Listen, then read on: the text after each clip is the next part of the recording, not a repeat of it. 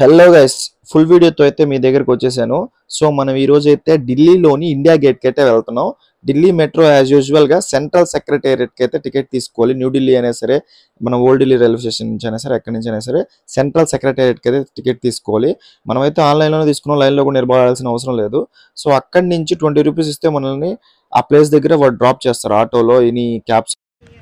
So guys, మనమైతే ఇప్పుడు India గేట్కి అయితే వెళ్తున్నాం.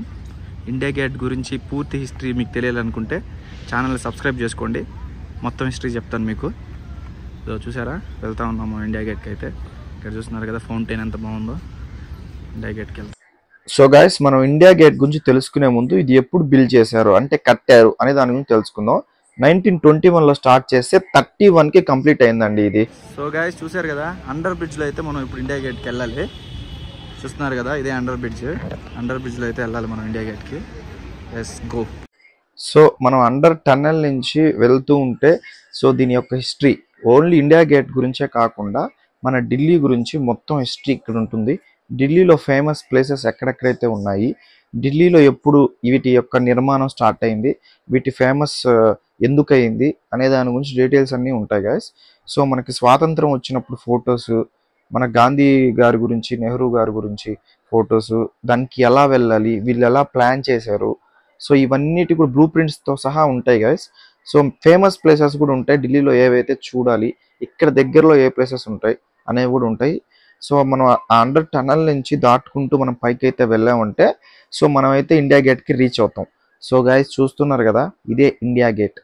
సో మనం ఇండియా గేట్ గురించి హిస్టరీ అయితే తెలుసుకుందాం అని అనుకుంటే, ఇండియా గేట్ ఎందుకు బిల్డ్ చేశారంటే, World War I అండర్ మనం బ్రిటిష్ పాలనలో ఉన్నప్పుడు World War I అనేది అండర్ బ్రిటిష్ గవర్నమెంట్ కంట్రోల్ కింద మనమైతే 70,000 సోల్జర్స్ని అయితే కోల్పోయాం గైస్. World War Iలో వాళ్ళకి ప్రతీకగా 1921లో బిల్డ్ అయితే స్టార్ట్ చేసి 1931లో కంప్లీట్ చేశారు. సో మనం క్లియర్గా చూసినట్లయితే పైన ఇండియా గేట్కి పైన వాళ్ళ నేమ్స్ అనేవి 13,000 నేమ్స్ అనేవి రాసి ఉంటారు.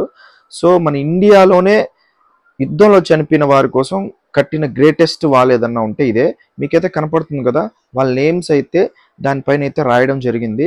సో దాని వలన ఇండియా గేట్ అనేది ఇంత ఫేమస్ అవుతుంది. సో మనకి దానికి ఎదురుగానే మనం క్లారిటీగా చూసినట్టయితే రాష్ట్రపతి భవన్ కూడా ఉంటుంది గైస్. రాష్ట్రపతి భవన్ కూడా మనకు తెలుసు కదా, మన ప్రెసిడెంట్ ఎవరో తెలిస్తే కామెంట్ చేయండి. మన ప్రెసిడెంట్ యొక్క రాష్ట్రపతి భవన్ అయితే మన ఎదురుగా, ఢిల్లీ గేట్ ఎదురుగా అయితే ఉంటుంది.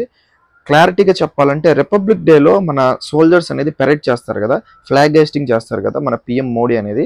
సో ఇక్కడే చేస్తారు గైస్. సో దాని ఎదురుగా మనకి ఇంకోటి కూడా ఉంది, సుభాష్ చంద్రబోస్ విగ్రహం. అదైతే ఇంకో వీడియో చేస్తాను. సో మనం దాన్ని చూసుకుంటూ పక్కకి వెళ్తే, సో మనం ఏదైతే సెంట్రల్ సెక్రటేరియట్ మెట్రో స్టేషన్లో అయితే దిగుతామో దాని వెనకలనే మనకి మన దేశ భవిష్యత్తు నిర్ణయించే పార్లమెంట్ అయితే అక్కడే ఉంటుంది గైస్. సో ఇది మన కొత్తగా కట్టిన పార్లమెంటు. సో చూస్తున్నారు కదా, ఇదే మన దేశం యొక్క 140 కోట్ల భవిష్యత్తుని నిర్ణయించే పార్లమెంట్. సో ఇలాంటి వీడియోస్ మరిన్ని చూడాలని సబ్స్క్రైబ్ చేసుకొని పుషప్ అయితే ఇవ్వండి గైస్.